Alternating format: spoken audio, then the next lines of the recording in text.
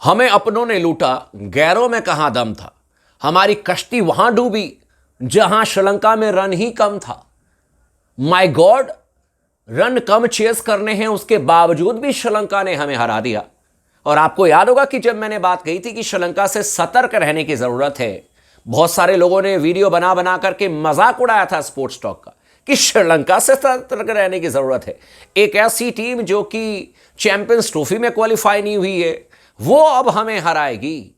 हम तो ये कर देंगे, हम तो वो कर देंगे, ऐसे पानी पिला देंगे श्रीलंका को। T20 अभी हम जीत करके आए हैं, उसके बावजूद मैंने कहा था कि ओडीआई में सतर्क रहने की जरूरत है।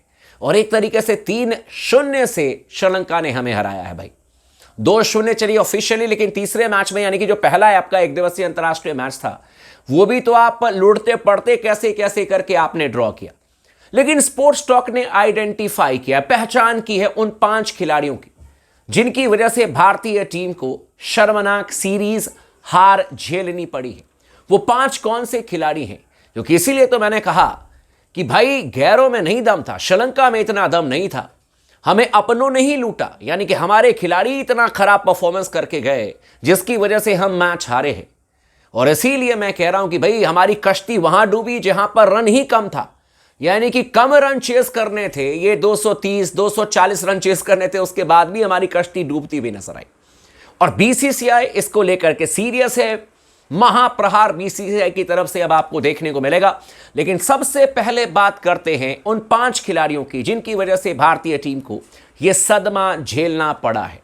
लेकिन आप तमाम दोस्तों से रिक्वेस्ट है, अगर आपने चैनल को सब्सक्राइब नहीं किया तो फटाफट चैनल को जरूर सब्सक्राइब कर लीजिएगा, वीडियो को लाइक करते रहिएगा और स्पोर्ट्स टॉक के साथ में बने रहें। सबसे पहले नाम आता है द प्रिंस शुभमन गिल का।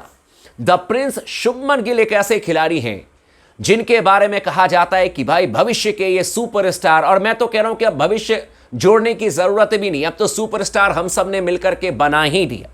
जिम्बाब्वे में भर भर के रन, वेस्ट इंडीज के एकदम ही क्वालिटी ऐसे ऐसे गेंदबाज जिनका कि नाम भी किसी नहीं सुना, उनके खिलाफ में भर भर के रन। भारतीय टीम में जब खेलते हैं इंडियन कंडीशन में पाटा विकेट पर भर भर के रन। लेकिन वेला लागे से लेकर के अविष्का फर्नांडो, ये आपके जेफरी वेंडर से, इन गेंदबाजों के सामने प्रिंस जो हैं बिल्कुल एकदम 0 बट्टा सन्नाटा बन गए। और स्कोर इनका देख लीजिए, पहले मैच में 16 रन, इज्जत बचा रहे थे इनकी रोहित शर्मा, लेकिन 16 रन 35 या 36 गेंदों में इन्होंने बनाए। दूसरे मैच में प्रिंस ने 35 रन बनाए, बड़ी मेहरबानी की 35 रन बनाए। और तीसरे मैच में प्रिंस के बल्ले से आया 6 रन, मात्र 6 रन, वो भी लुढ़ते पड़ते जैसे तैसे करके अविष्का फर्नांडो ने बोल्ड कर दिया। बहुत तेजी से रन बनाने की कोशिश कर रहे थे कि ऐसे कर देंगे वैसे कर देंगे। एलाना मतलब असीता फर्नांडो ने, माफ करें, असीता फर्नांडो ने बोल्ड कर दिया कि ऐसे लंबे शॉट मारेंगे। रन बन नहीं रहे थे, शॉट लगाने के लिए चले गए, जाकर के बोल्ड हो गए।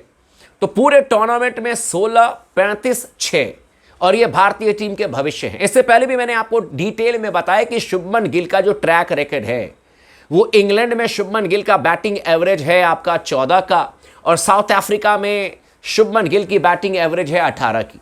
अभी ऑस्ट्रेलिया में जब रियल टेस्ट होगा तब पता चलेगा, न्यूजीलैंड में जब रियल टेस्ट होगा तब पता चलेगा। सेना में से 2 कंट्री आपने देख लिया, इंग्लैंड में इनका 14 का एवरेज और साउथ अफ्रीका में इनका 18 का एवरेज है। और इंडिया में रन खूब सारे बनाते हैं। इसके अलावा ये रन बनाते हैं जिम्बाब्वे के खिलाफ में ओडीआई फॉर्मेट में भी, और ये रन बनाते हैं वेस्ट इंडीज के खिलाफ में। और बन चुके हैं ये प्रिंस, वाइस कैप्टन, बड़े बल्लेबाज, विराट कोहली के बराबरी, रोहित शर्मा की बराबरी शुभमन गिल कर रहे हैं। लेकिन पहले 3 मैचेस में ये सबसे बड़े किरदार हैं जिनकी वजह से भारतीय टीम को हार का सामना करना पड़ा। 16 रन, 35 रन और 6 रन। दूसरे नंबर पर आते हैं श्रेयस अय्यर, स्पिनर के खिलाफ में सबसे क्वालिटी बल्लेबाज, वर्ल्ड कप में बाकायदा बहुत अच्छे फॉर्म में थे, लेकिन इनको सेंट्रल कॉन्ट्रैक्ट नहीं मिला। कहीं ना कहीं ध्यान इनका भंग हुआ कि ऐसी क्या मैंने गलती कर दी, बीसीसीआई ने सेंट्रल कॉन्ट्रैक्ट नहीं दिया। 500 से ज्यादा रन बनाए थे ओडीआई वर्ल्ड कप में। और जब इनकी वापसी हुई ओडीआई में, जब इनको लेकर के आए गौतम गंभीर, इनका स्कोर देख लीजिए, 23 रन, 7 रन, 8 रन। 3 मैच में से 2 मैच में भाई साहब दोहरे अंक तक नहीं पहुंच पाए श्रेयस अय्यर। स्पिनर के खिलाफ में ब्लास्टर बल्लेबाज है, लंबे लंबे शॉट्स लगाते हैं। लेकिन भाई श्रेयस अय्यर इतने ज्यादा निराश करके गए हैं कि तौबा तौबा ही करना पड़ेगा इनसे। ऐसे तो बल्लेबाजी नहीं चलेगी। और स्पिनर के खिलाफ में जब आप कदमों का इस्तेमाल करके लंबे शॉट लगा सकते हो, तो फिर स्पिनर के खिलाफ में तो आप हर मैच में फंसते हुए नजर आए हैं।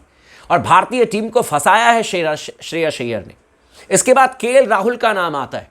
2 ही मैच खेलने को मिला और दोनों मैच में इनको हीरो बनने का पूरा मौका था। पहले मैच में तो इन्होंने पूरी तरीके से अपना समय लिया, सेटल हो गए, खूब सारी गेंदों को बर्बाद किया क्योंकि पर्याप्त समय था हमारे पास में, गेंदों को फुल बर्बाद किया। लेकिन जब मैच जीतने के करीब पहुंचे, 40 रनों की जरूरत थी, रैश शॉट मार करके केएल राहुल आउट हो गए। इस टूर्नामेंट में 2 मैच खेलने को मिला, एक मैच में 31 रन, लेकिन उसकी कोई वैल्यू नहीं, लेकिन क्योंकि मैच उन्होंने फंसा दिया। और दूसरे मैच में खाता भी नहीं खोल पाए केएल राहुल, और इसी की वजह से केएल राहुल को तीसरे मैच में ड्रॉप किया गया। लेकिन भारत का दुर्भाग्य यह है कि केएल राहुल के बाद गाड़ी आकर के ऋषभ पंत पर रुकती है, और ऋषभ पंत भी वैसे ही बल्लेबाज है। ओडीआई फॉर्मेट में वैसे ही बैटिंग करते हैं ऋषभ पंत।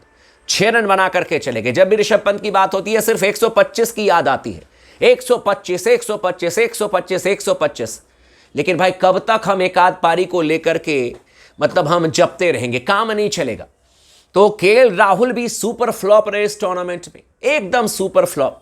और उसके बाद नाम आता है विराट कोहली का, किंग कोहली का। बहुत दुख के साथ कहना पड़ रहा है कि यार समझ में नहीं आता कि विराट कोहली का वो विराट रूप, वो विकराल रूप कब देखने को मिलेगा। T20 world cup completely fail रहे थे। फाइनल में रन जरूर आया था, उसकी वजह से हम फाइनल भी जीते थे। लेकिन अगर आप आंकड़ों को देखेंगे तो भाई 7 मैचेस तो कंप्लीटली विराट कोहली फेल रहे थे। अब जब ओडीआई मैचेस की शुरुआत हुई, पहले मैच में 24 रन, दूसरे मैच में 14 रन, तीसरे मैच में 20 रन, और तीनों दफा ये जो रन बने हैं ना, उसमें अनकंफर्टेबल नजर आए। कहीं से कंफर्टेबल नजर ही नहीं आ रहे थे विराट कोहली कि आसानी से रन बना सकते हैं। ऐसे लग रहा था कि अब आउट होंगे, अब आउट होंगे, अब आउट होंगे। वो कॉन्फिडेंस नहीं दे पा रहे थे विराट कोहली, और इसकी वजह से वाकई में इनका फॉर्म में आना बहुत जरूरी है भारतीय टीम के लिए। क्योंकि इस तरीके से 20-22 रन विराट कोहली को बनाते हुए जब आप देखते हो तो आप यार लिटरली दुखी हो जाते हो, सदमे में चले जाते हो कि यार हमारा ये वर्ल्ड का किंग और इस तरीके से 20 रन 22 रन। आई मीन बहुत दुख होता है यार विराट कोहली को अगर इस तरीके से आप बैटिंग करते हुए देखोगे। और आखिरी नाम है मोहम्मद सिराज का। मोहम्मद सिराज के बारे में भी चर्चा करनी जरूरी है। ओडीआई फॉर्मेट में मोहम्मद सिराज ने पहले मैच में 1 विकेट लिया, दूसरे मैच में 1 विकेट लिया, रन खूब लौटा रहे थे, खूब रन दे रहे थे, और तीसरे मैच में तो हद ही कर दिया सिराज ने। और कुल मिलाकर के मोहम्मद सिराज ने 9 ओवर में 78 रन दिए हैं, 9 ओवर में 78 रन और 1 विकेट निकाला है मोहम्मद सिराज ने। मतलब जहां पर श्रीलंका की टीम 230, 240 रन, 250 रन बनाने में स्ट्रगल कर रही है, जहां पर गेंदबाजों की इकॉनमी 3-4 से ऊपर नहीं जा रही है, वहां पर मोहम्मद सिराज लगभग आप मान करके चले 9 ओवर में 78 रन इन्होंने खर्च किए यार। मतलब कि आप सोचिए कि 9 की इकॉनमी के आसपास से इन्होंने गेंदबाजी की है, इतने महंगे, और 1 विकेट। शुरुआती ओवर में विकेट लेने की आपको जिम्मेदारी थी। पहले दूसरे मैच में आपने सिर्फ निशंका को आउट किया, इसके अलावा कुछ भी नहीं, 0 बट्टा सन्नाटा। तो मेरे लिए 5वें नंबर पर ये भी है जिनकी वजह से भारतीय टीम जो है इस टूर्नामेंट में हारी है। शुभमन गिल, विराट कोहली, श्रेयस अय्यर, केएल राहुल और साथ ही साथ मोहम्मद सिराज। आपकी नजर में कौन से वो 5 खिलाड़ी हैं जिसकी वजह से भारतीय टीम को इस शर्मिंदगी हार झेलनी पड़ी? आप हमें कमेंट करके जरूर बताइएगा।